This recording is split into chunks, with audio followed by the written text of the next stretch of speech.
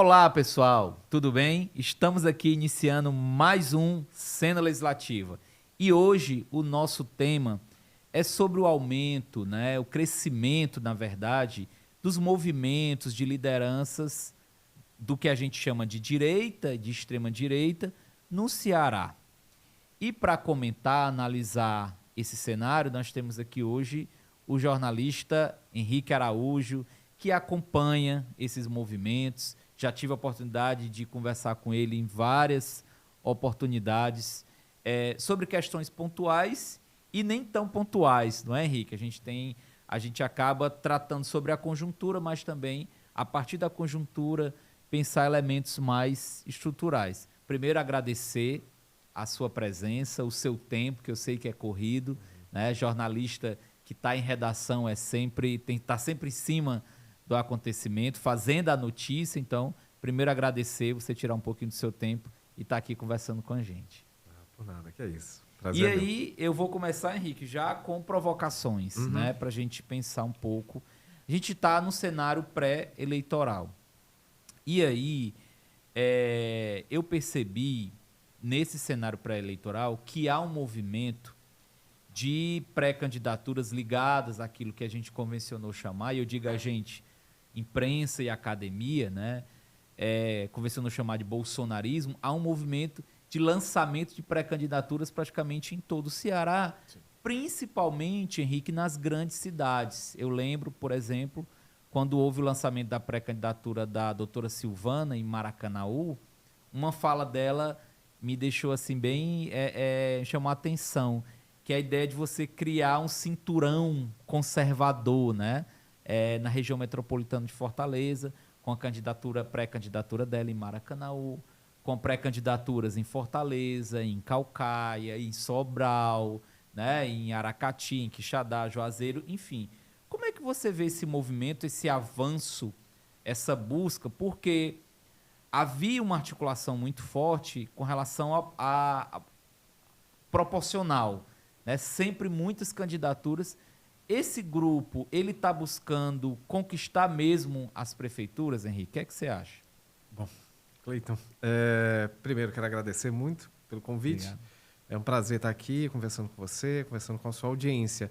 Bom, eu acho que tem uma série de questões aí. Uma delas é, de fato, que essa ideia de cinturão conservador retome, é curioso. Aquele projeto político foi encabeçado pelo capitão Wagner em 2020. Se a gente recordar, nas eleições de 2020, embora tenha sido derrotado nas urnas por uma fração mínima ali de votos, a oposição no estado do Ceará conseguiu eleger nomes em colégios eleitorais muito importantes. Caucaia era um, Juazeiro era outro, com o Gleides. Ali já tinha o Zébio com o Acilon, Aquiraz com o Bruno, que é filho do Acilon, deixa eu ver, São Gonçalo do Amarante. 4 anos depois, obviamente, que uma boa parte desse grupo se desfez. O Valim, por exemplo, acabou sendo arrastado para a órbita governistas, filiou ao PSB e agora vai apadrinhar a candidatura do governo lá no município de Caucaia. Roberto Pessoa em Maracanã, por exemplo, é do União Brasil, que é o partido do capitão Wagner, mas já se declarou, por exemplo, muito próximo do governador Eumano de Freitas. Isso. O próprio Gleidson teve movimentos erráticos durante esse período. Ora ele estava mais próximo da abolição, ora mais afastado. Hoje ele ensaia uma composição lá em Juazeiro com o grupo do PDT.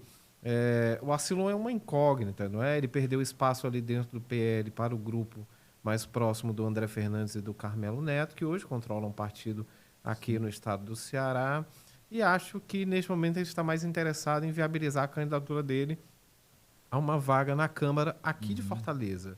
Portanto, aquele grupo que se estruturou em torno do capitão Wagner em 2020 e que, de fato, representava uma ameaça muito grande para o governo Camilo, o governo Isolda posteriormente, se desfez. Então, o que o PL vem agora? Vem fazer uma espécie de contraponto ao governo, ocupando espaços que foram deixados por essa oposição do capitão Wagner, né?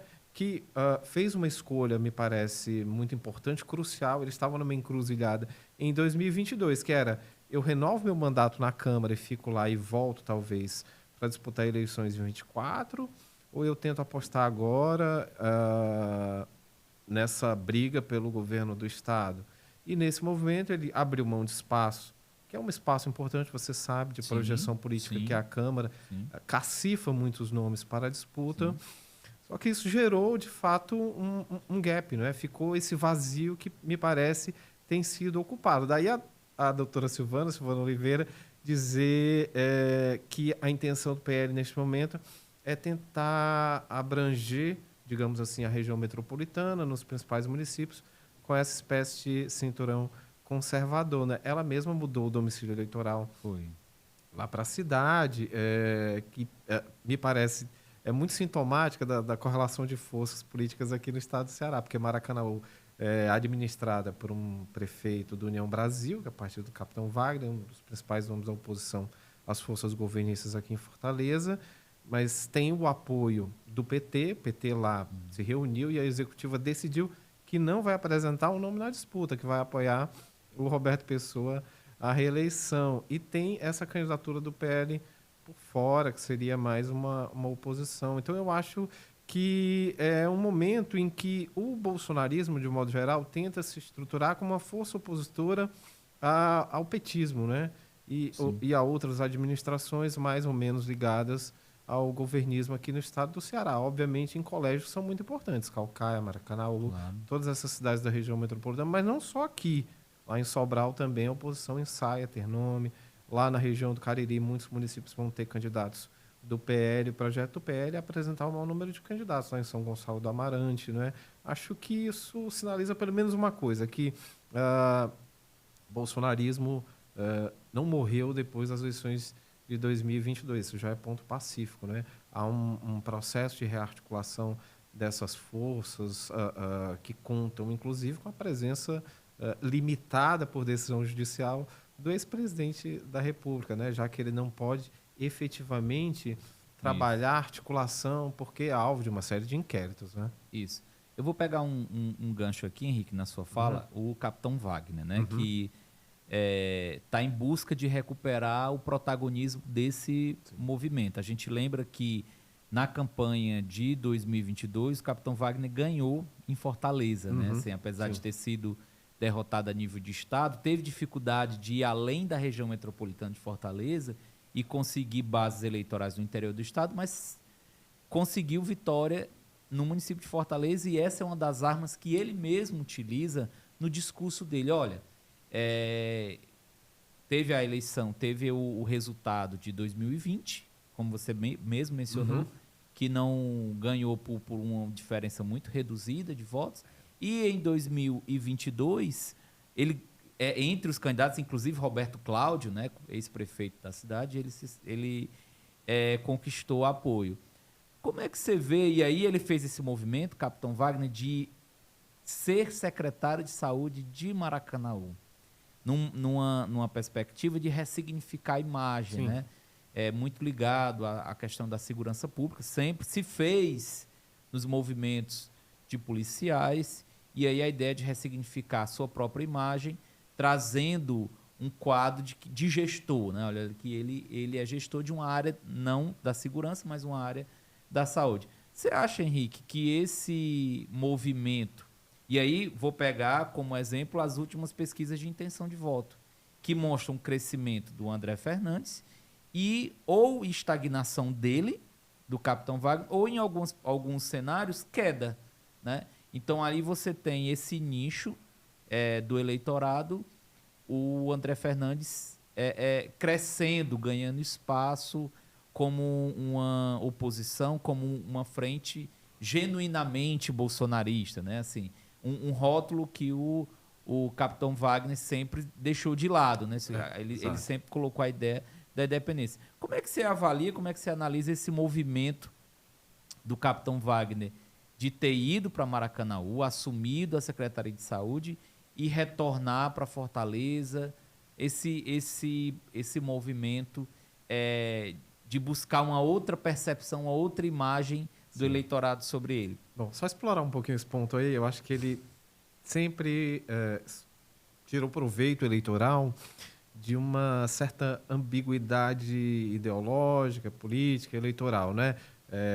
ele tem uma base muito forte na periferia de Fortaleza e, ao mesmo tempo, conseguia chegar até o conservadorismo das áreas nobres da cidade. A diferença agora de 2024 em relação a 2020 é que há um candidato, como você falou, genuinamente bolsonarista. Acho que de todos os bolsonaristas do estado do Ceará, o André Fernandes é aquele que goza de maior proximidade, de uma interlocução, de uma familiaridade até com o ex-presidente da República. E isso certamente vai se refletir nas eleições, né? Eu acho que o eleitor bolsonarista, conservador, vai se colocar a seguinte questão.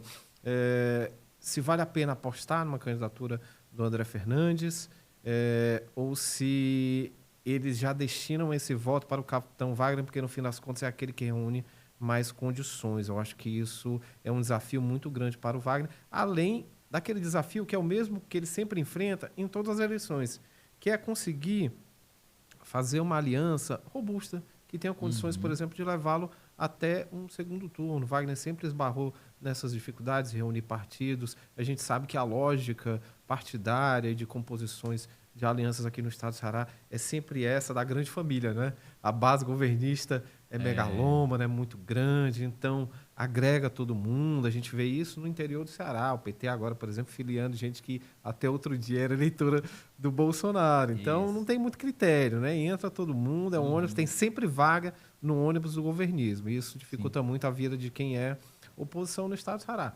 É do jogo. O que é que o Wagner tem feito nesse movimento? Ele como eu já falei, né? Ele fez uma aposta que para mim foi fundamental, que foi essa de 22. Olha, eu vou entrar na disputa, mas, obviamente, em caso de derrota, em caso de revés, eu abro mão de 2 anos ou de mais 4 anos lá na Câmara, que é um cenário que catapulta, que projeta imagem como, acho que talvez nenhum espaço fora do Executivo, governo e prefeitura, né?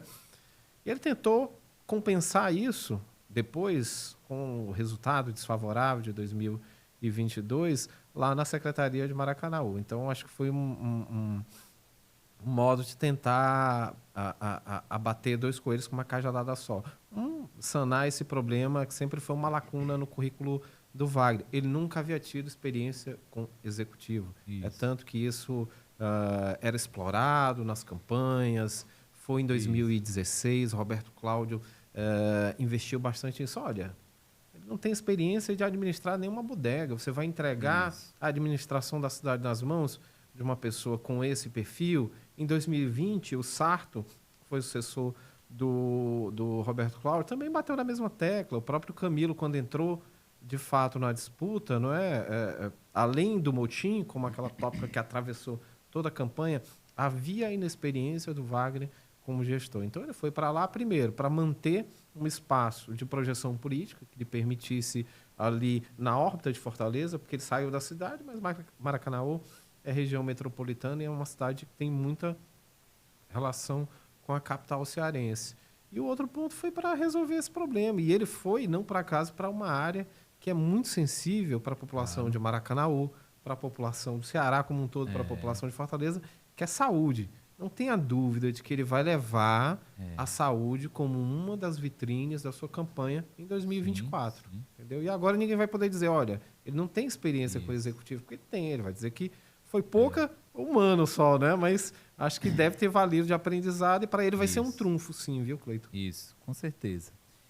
Mas saindo, Henrique, das questões mais conjunturais, fazendo aqui uma reflexão mais sociológica, né?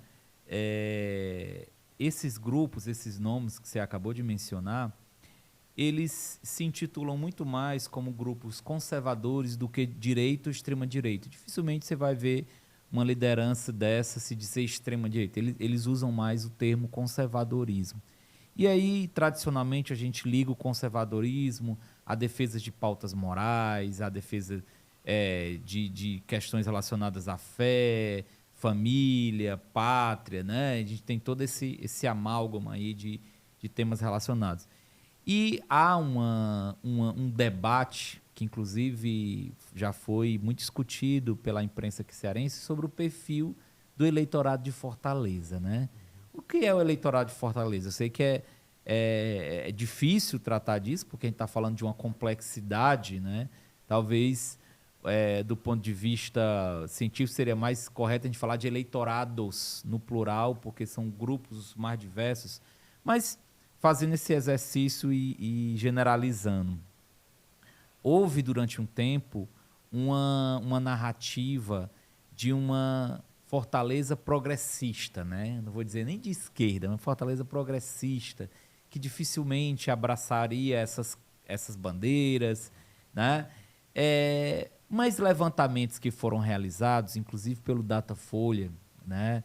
E que são acessíveis, a imprensa divulga bastante, já vai mostrando, e isso não é de agora, nas últimas três eleições, pelo menos, um perfil diferenciado. Então, o que é que a gente tem? Existe na cidade de Fortaleza, a partir dessas pesquisas, um público conservador.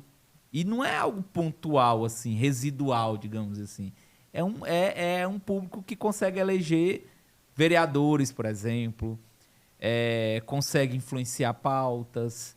E aí eu quero ouvir a sua opinião sobre isso, né? Assim, qual é o peso, e já que a gente está nesse momento de pré-campanha nos municípios, e pegando Fortaleza de uma forma particular, qual é o peso que você vê do conservadorismo? O conservadorismo é capaz, por exemplo, de eleger uma candidatura majoritária, né? E além do proporcional, porque me parece que esses nomes, eles, para chegar num determinado momento, eles acabam criando pontes com outras bandeiras. Como é que você vê esse nó? É um nó mesmo, é um nó de fato. Eu acho que sim, é capaz, desde que haja, por exemplo, uma convergência. Aqui em Fortaleza a gente tem visto, por exemplo, exemplos práticos aqui, de acenos e sinalizações da gestão Sarto em direção a uma base mais conservadora na Câmara. Sim. Entendeu? Ele vem modulando esse discurso desde o rompimento com o grupo do PT e com o Camilo em 2022. Isso sinaliza, obviamente, para uma tentativa de sobrevivência política. Já que o governismo, já que o petismo e a esquerda, ou a centro-esquerda de modo geral, aqui na cidade ocupa uma faixa e um espectro do eleitorado, há uma rearticulação do outro lado. Entendeu? Tanto que, por exemplo, o capitão Wagner vem discutindo com a base do Sarto, o Sarto vem acenando para o PL. Há uma possível reconfiguração de atores políticos em torno de uma mudança que foi a ruptura de 2022. Agora, eu acho que esses episódios aí, notadamente, por exemplo, a eleição da Maria Luísa, na década de 80 ainda, que foi a primeira prefeita mulher do Partido dos Trabalhadores no Brasil, a eleição da Luiziane, são dados que não são triviais, assim, eles me parecem indicar uma capacidade de ruptura, às vezes, da própria cidade e do eleitorado. Agora, daí a supor e generalizar, por exemplo, que seja um eleitorado de fato progressista, de esquerda, o de Fortaleza, é difícil, porque, por exemplo, Juraci, que não era um nome de esquerda, passou 15 anos no poder, marcou uma era, acho que foi um prefeito mais longevo, entendeu? Tasso fez candidato, Ciro se elegeu aqui, o Roberto Cláudio não diria talvez na primeira gestão, mas não diria que foi um candidato de centro-esquerda.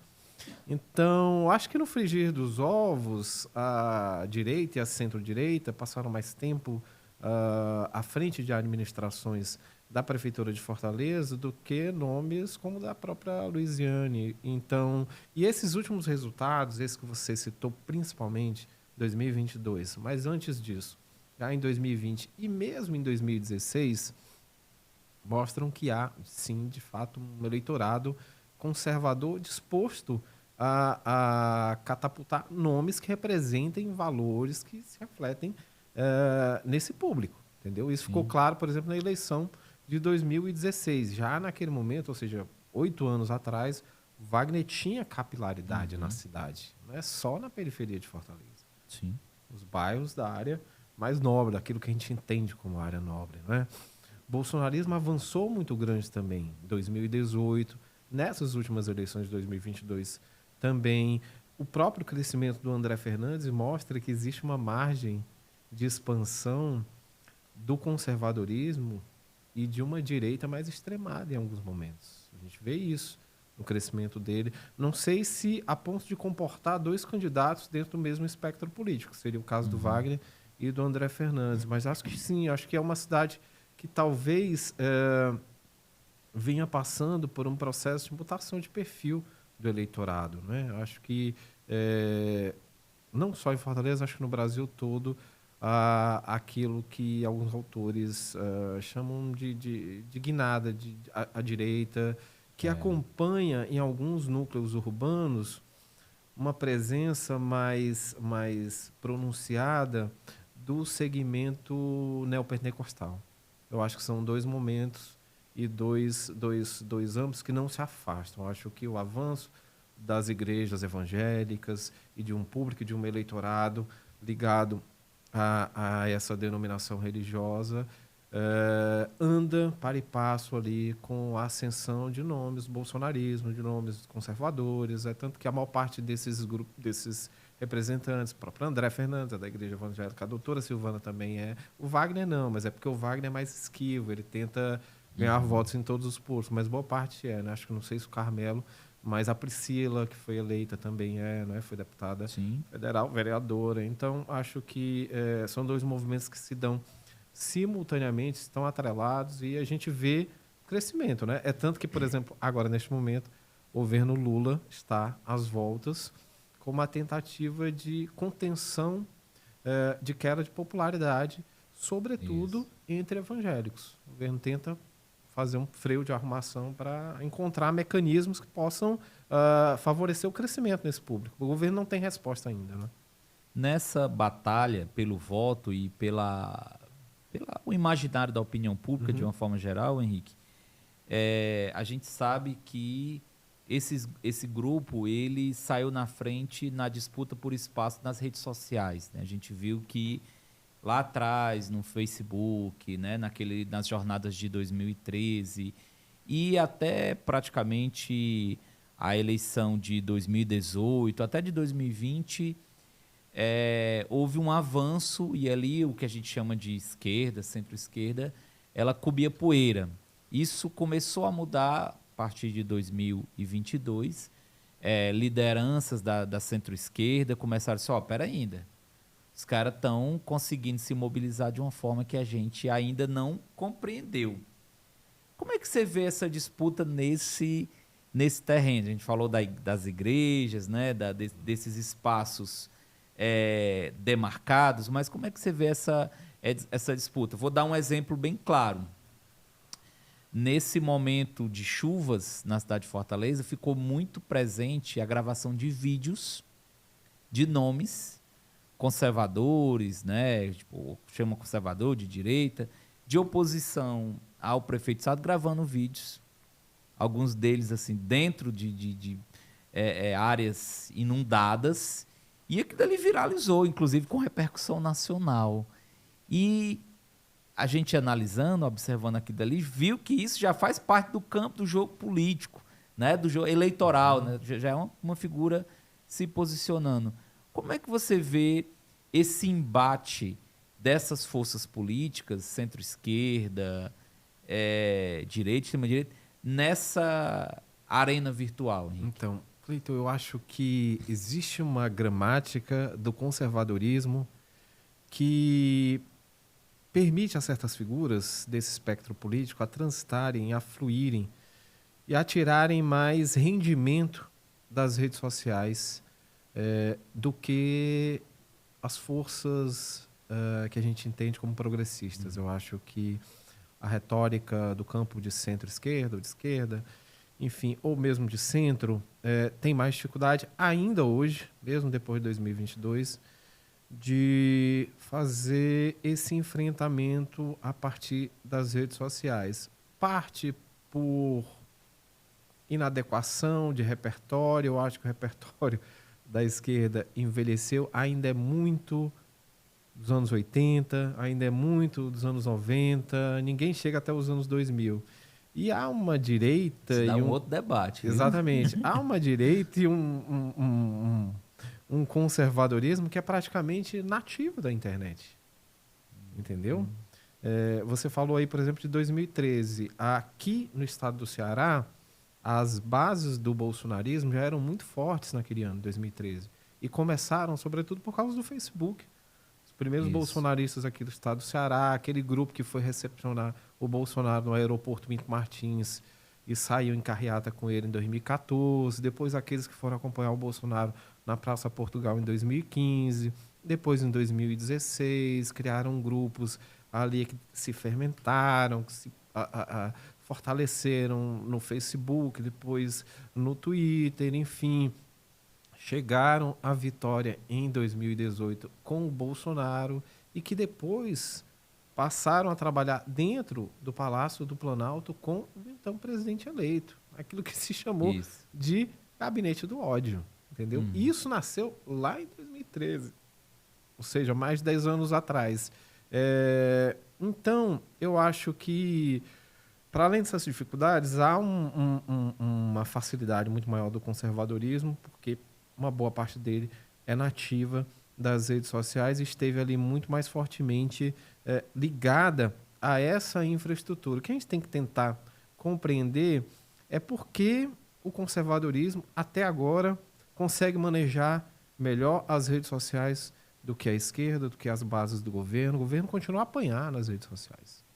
E seja Você fala o governo federal. O governo federal, mas aqui o próprio governo sabe. Você citou, por exemplo, aí o caso do André Fernandes, que foi lá mergulhar numa rua alagada. Não houve contraponto, né? Não tem contraponto.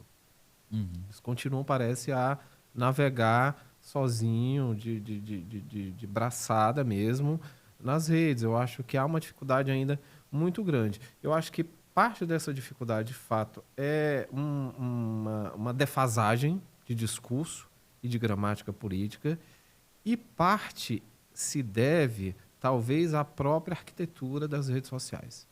E aí a gente entra no outro debate de fato, que é, as redes sociais são, do ponto de vista arquitetural, do ponto de vista de concepção, destinadas a favorecer um tipo de conteúdo cujo afeto principal é o ódio. Entendeu? A gente sabe que o ódio mobiliza. A gente sabe que certos tipos de conteúdo mobilizam e têm mais adesão do que outros.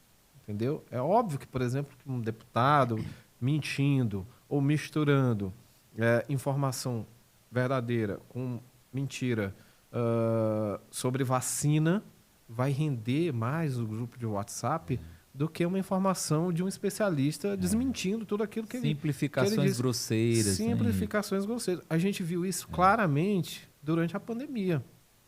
Trabalho que dá, e a gente vê isso todo dia nos jornais, na imprensa de modo geral, dá muito trabalho desmentir uma fake news. Muito mais trabalho do que propagar. E isso não se deve só a uma eficácia de discurso, a uma inteligência que o conservadorismo tem e que a esquerda ou que o progressismo não tem. Eu acho que a própria arquitetura das redes favorece a transmissão de um tipo de conteúdo que é movido a ódio e que se destina a falsear a realidade, a criar fake news, a espalhar mentiras sobre vacina e sobre uma série de outros assuntos. Entendeu? A gente viu agora muito recentemente, por exemplo, o caso lá da história de Marajó. Entendeu? É absurdo. E tinha gente que ilustrada e replicando e dividindo. Olha, gente, estou muito preocupado aqui com essa história de Marajó. Nasceu como? Nasceu uma fake news, entendeu? Então, eu acho que é um debate que se dá nesses dois níveis aí. Um, que é precisamos ter resposta. Eu falo precisamos, me colocando aqui no lugar de alguém que também trabalha, que milita na academia, no jornal, profissionalmente contra a propagação de mentira. Porque, mais uma vez, voltando à pandemia, a gente viu que a fake news tem um custo muito alto, tem um preço, tem impacto nas vidas.